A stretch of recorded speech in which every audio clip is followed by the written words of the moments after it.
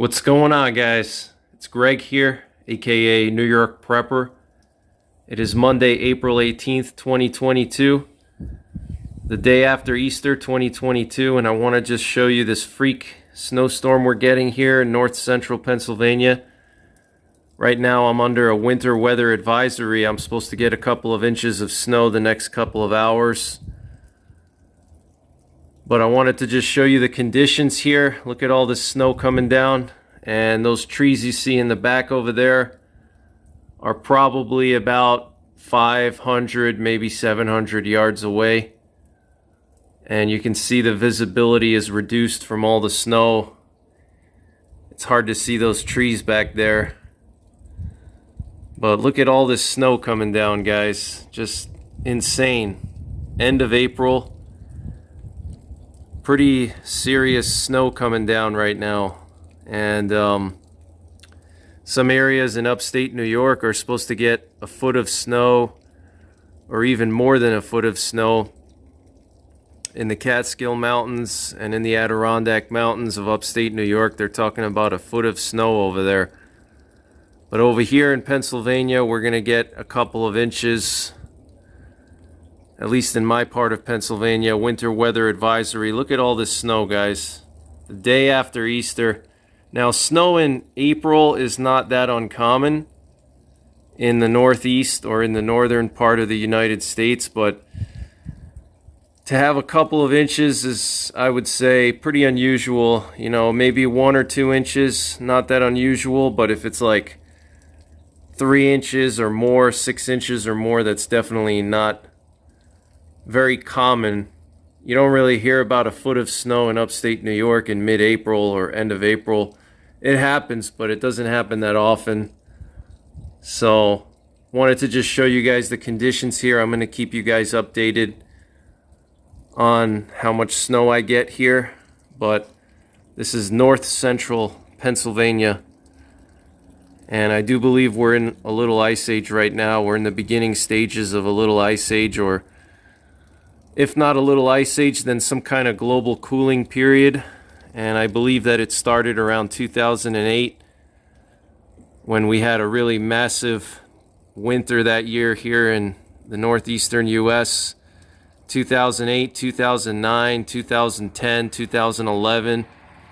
Those years were some really, really snowy years, very severe winters. And we're in a double La Nina right now. We're in a grand solar minimum. The last solar cycle 24, was below average, and this current solar cycle that we're in is also below average, and it's forecasted to be below average.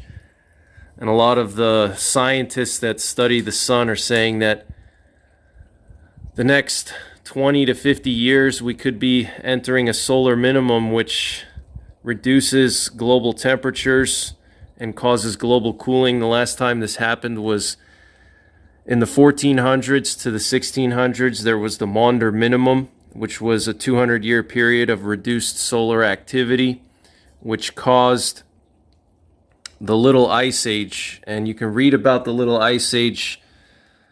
It was so cold that the river in London, the Thames River, would freeze every single winter.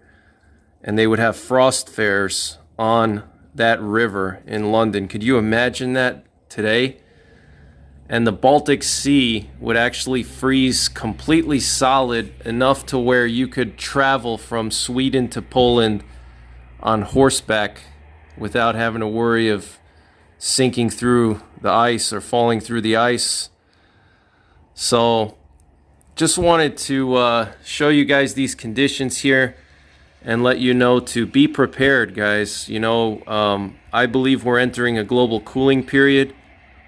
So if we are entering a global cooling period, I don't believe that our country here in the US and the world is just not ready for global cooling. You know, we're trying to phase out carbon emissions rather than thinking about reliable energy sources, you know. And when this global cooling period really deepens the next couple of years, people are going to be caught off guard. Fuel prices are going to go up. There's going to be fuel shortages. You know, as our politicians try to phase out all kinds of fuel sources, some states are even banning wood stoves and generators, like California and New York was considering banning wood stoves. I expect in the future we're going to see bans on coal stoves, kerosene, you know, alternate fuel sources are going to be banned, and then eventually they're just going to go after oil. And that's when people are going to freeze to death, because they're not going to have a way of heating their homes, because wood stoves are going to be illegal, kerosene is going to be illegal, diesel fuel is going to be illegal. It's just insanity. But anyway, I wanted to just give you guys something to think about.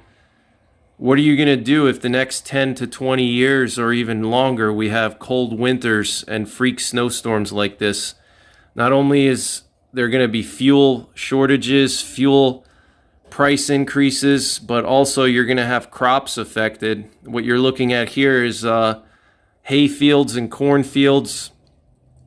And when you have this type of late season cold, it affects the growing season. The farmers can't grow as long, and that's going to affect food, you know, food production, food prices.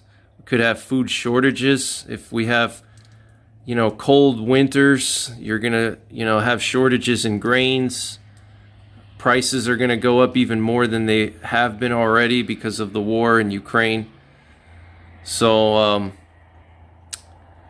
you know, think about that, guys, when it comes to prepping, you know.